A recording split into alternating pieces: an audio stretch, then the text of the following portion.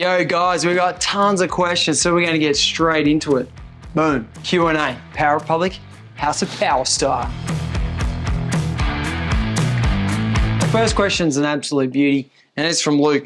And he's asking, how many practice days should I do before I start racing? And also if there's a few goals that he should hit or targets before starting his racing career. Now, Luke, what we say to our guys here is about 1,000 laps. Our track's a kilometre long, so about 1,000 kilometres or 10 practice days. If you can do 10 practice days before your first race, your reflex is going to be super sharp. So if there's an accident, you've got more likely chance of being able to miss it.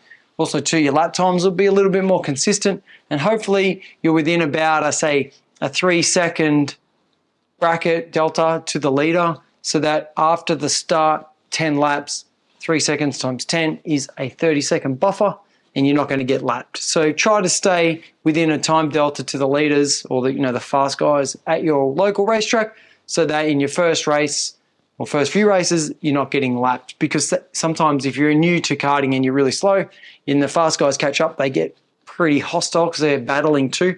And sometimes there can be some kart carnage. So to avoid that, have the best possible experience, 10 practice days, and try to get into a 3-second delta to the leaders. The next question is an absolute beauty, and that's asking too if we do any specific drills other than buzz and laps. Now, we do have a great series on that, shameless plug, it's downstairs, and that is Racing Rituals. Check it out if you haven't already. We practice braking like a boss, sitting to win, steer it to victory, all that stuff. We run through the guys all the time. So yeah, check that out and try those at your local track too, so you become a boss as well. So Fergus has asked a great question in regards to water temperature for the Rotax and whether we use a sensor. Yes, we do. And also to how to mitigate some temperature if possible. Now, it is a little bit difficult to change the water temperature because we're using the ambient air temperature to cool the radiator down. Now, it does have a flap. So if the, say, ambient temperature is below 25 degrees, you'll be able to close the flap and monitor your water temperature using that to keep it around the 50 to 55 degrees. That's about the sweet spot for a Rotax. If the air temperature is too high, it's impossible to get the temperature out because you're using hot air to cool the engine down, and the engine just gets hotter. So it'll go up into the high 60s or the low 70 degrees. When that happens, you're just going to have to jet up to compensate. So maybe go up your main jet 1 or 2 sizes, so the engine doesn't get that classic bog off the corners. If you can do that, that's about the only way you can mitigate engine temperature on your Rotax. Another question in regards to engine tuning is using EGT and the temperature relations to the tuning between a bent sensor and a straight sensor. Now, I don't use exhaust gas temperature because I find it so vague. I can change the main jets and get a reaction in the air-fuel ratio and the power, but the EGTs won't change so much. So for me personally, I don't have that much experience. I know the KZ guys swear by it, maybe because they've got the gearbox and it's sitting in the power zone for so long. But for the, say, Mini Rocks, K800s and Rotaxes, where you're sweeping right through the power range with one gear, I don't find the EGT that effective for me. Now, saying that, if you play around with it a bit, it could be a handy tool, teach you a couple of things, and then you can apply those things to other circuits when your car's not going so good. So play around with the EGT if you like. Otherwise, what I would do and what I recommend is to buy a lambda sensor. It's way more effective. I know in some classes you can't race with it, but you can definitely practice with it. Get your tuning right on the Saturday or the weekend before, then go to your race weekend, dominate and win. So lambda wins over EGT. Ricardo's asked a great question in regards to the Rotax gearbox and how often he should change the gearbox oil. And we do have a great video on this. Now, what I would say is change the gearbox oil after you use the engine in the wet. Otherwise, just do it when you get your engine rebuilt at around the 8-hour mark. Some guys are really fastidious and they'll do their carby servicing, change the fuel pump kit, do the gearbox oil after each event. So if that's you, go your hardest. It won't hurt the engine at all. So if you really want to do it, go for it after each event. Otherwise, do it when you do your engine rebuilds at every 8 to 10 hours, or if you drive it in the wet. Another great question from Ricardo is in regard to chain tension. It's not that much of an exact science. I just check it up and down about 10 to 15 millimeters. And if you've got any sort of borderline questions on chain tension, looser is better than tight. And what should you use to clean a go-kart? Well, hot soapy water is a great way to clean a go-kart, just like you would wash a car. Obviously, over near the sprocket, we're going to use a degreaser to get rid of some of that chain lube. But for the frame and the plastics, soap and water, wash it off with a jet washer or just the hose, and then dry it with compressed air and WD-40. And then you can go around with some polish or some wax and really shine up the plastics and also the paint. Luke R has asked another great question, and that is, if he's an older dude, say a non-junior, how does he get started in karting, and whether he should do a ride and drive or buy a go-kart and start by himself? Well, we offer both of those services here at the House of Power. So Luke, if you're in Southeast Queensland, give us a call and we can hook you up. Otherwise, buying a go-kart is your most economical or financially viable option, where you can buy yourself something secondhand. Generally, it's a bit cheaper. It's got a few more issues, like some maintenance issues that you'll have to take care of yourself, but you will save on your initial purchase cost. Otherwise, if you've got a huge budget, go your hardest, buy yourself all the latest and the greatest from your local go-kart shop, a brand new go-kart, engine, gear, and do all that sort of stuff and hit the track, and you'll have the least amount of dramas. Obviously, it comes with more cost. If you don't want to do that again and you want to pay for someone to come and help, you can rent a car. It's more expensive again, plus you're going to have to pay for the mechanic, but it will speed up your learning process, so you can do that too. And some people will argue that hiring people and learning the fast way actually saves you money in the long run.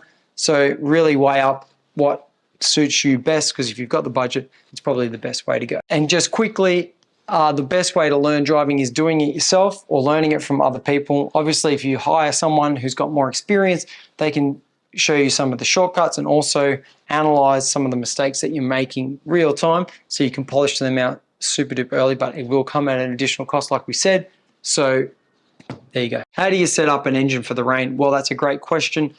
Add 2 teeth, cover the airbox, maybe go down a little bit on your jetting because you're going to be off throttle for a bit longer, plus there's more moisture in the air. Other than that, just send it. Okay, Declan, you've been having a few problems with your X30 starter motor. Mate, you are not alone. Those things fail all the time, and it's a lot to do with the heat and the vibration of the engine. Unfortunately, that's just something that happens. Now, we do have a great video on how to fix that already. Did it a few years ago. So check that out if you haven't already. And also, you can put a little bit of silicone or Celastic down on the brushes in the backside of the starter motor. When you pull it apart, you'll see exactly what I'm talking about. And that can help with the longevity of those little brushes breaking. Just gives them some rigidity. So try those things if you haven't already. Ben Cooper's asked if I race go-karts. That is true, Ben. I have raced go-karts for a very long time. I'm an old man, and it is super fun, and I highly recommend it for anybody. I love go-kart racing. However, these days I'm very busy with YouTube, go-karts, fixing them, engines, people, the whole enchilada. I do everything I can to help as many people as I can go-karting and enjoy it for themselves, so I don't have so much time for me. But that doesn't matter, because it gives me a way better buzz helping you guys go fast on track and winning races. So no, I don't do so much racing anymore, but I have done plenty. Okay, so the Graham fam's been heavy on the question asking too, baby. So here we go. From the Graham, T. Thornton's asking about the fitness and how important it is. Well, it's super important, because go-karting is a physical activity. Even though you're sitting down, you're working pretty hard. So yeah, kart fitness is super critical, and practice at home, getting stronger, getting fitter, so that when you hit the track, you can dominate and win. The next question from Matt is karties hopping using the LH03s? He's racing KO3 Senior. Okay, Matt, a couple of things. Make sure you're not hitting the gas too early before the apex. That can make the kart just get a little bit of resonance up and hop around the corner. You can go to a harder axle. That seems to help the guys up here at Ipswich. Make sure your rear tyre pressures are not too low. I know if you go above 11 pounds, they can start to get a little bit squirmy, but sometimes that's better than the outright hopping and sort of uncomfortable situation where the kart's bouncing around the corner. Some shorter rear hubs and some seat stays. Other than that, maybe you could try a different style seat. So if you've got a Tiller T11T, you could go to the VG, or you could go down to a Jekko open edge instead of the closed edge. So that would be a good change if your kart's hopping, just to try to change the frequency or the flex of the go-kart. What meet are you doing next? The next meet, Samuel, that I'm going to be going to is this weekend. We are going to Toowoomba. It's a fantastic track. If you have not been there, or you don't live in this area, you need to Google it, because Toowoomba is a mad go-kart track. It's one of my favorite, if not my absolute favorite. It's got a little bit of a slope downhill on the straight, so you actually absolutely hammer down into turn 1, and that's a kink. You don't break. then slam on the picks for a 180, then you're racing back up the hill. It's awesome. And that's where I'm going. So if you want to come and see Dr. Power, come to Toowoomba this weekend. OC Joshua, your loose chain after every session.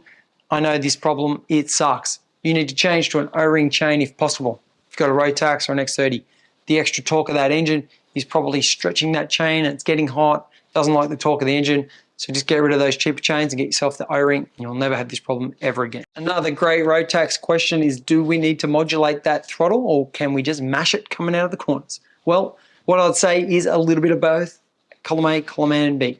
Because if you just hammer the throttle on the Rotax, it's a big slide carburetor and it can get a whole bunch of air and not a lot of fuel. So you can get this bogging or leanness. So a little bit of progression is very nice. The modern Evo carburetor is way better than the older version. So you don't need to be as fussy on that throttle, but it still pays dividends. Even some of the faster corners too. You don't always need full acceleration and you can modulate the throttle just to keep the kart handling a little bit nicer. So don't always smash the throttle. Sometimes it's 80%, sometimes 90%, sometimes 70%. Just practice some control on the throttle, especially on that Rotax engine. Riley's asked about the main difference between the Evo and non-Evo. Now we've got these covered in a lot of videos, so please go and check those out. But it's mostly the accessories. If you've got the money, buy the Evo engine. They're excellent. If you don't, get the non-Evo and slowly upgrade it. That's about the long and the short of that. Hey Glenn, a great question about driving in the rain. He's asking how we can set up a chassis to drive in the rain. Well, what we do is we put those wet tires on. Okay, that's a given. We're gonna pump the tire pressures up to about 20 pounds. Sounds like a lot, but whenever I go low on that, generally the drivers come in complaining. The only problem is if the track is starting to dry out, then we might drop those tire pressures. But otherwise, if it's flogging down rain like it does here in southeast Queensland, pump those tires up to 25 PSI, move the fronts out, bring the rears in. Also too, I like to take my seat stays off and put a front torsion bar in because I want the front to be pretty steery while I really want that back to be quite soft. Other than that, yeah, get plenty of reps. It is hard to drive in the rain. And if you do get stuck, we do have a great tutorial on this exact subject in Racing Rituals. So check that out. Wet practice is the best practice. Skippy Hall has asked, what size front sprocket should I be using for a K100, a 10 or 11? Well, Skip, what I will say is the 10 is good for your super duper tight tracks, and your 11 tooth is going to give you that little bit of top end, sort of high end speed, especially in the KA restricted category. So if you're in the open, you can run either, but if you're in the junior category with a little bit of a restriction in the exhaust and you want to keep the engine RPMs a little bit lower, that's generally the only thing that I've seen. You'll still do the same speed, but your engine speed will be lower, so you may get a little torque advantage in the higher RPMs with the bigger front sprocket. All right, guys, that's enough talking from Dr. Power for one day. Thanks to everybody that wrote a question in for the Q&A. I love making these videos, so next time we do one, please send your questions in because I like to answer questions about go-karts. Thanks for watching. See you in the next video.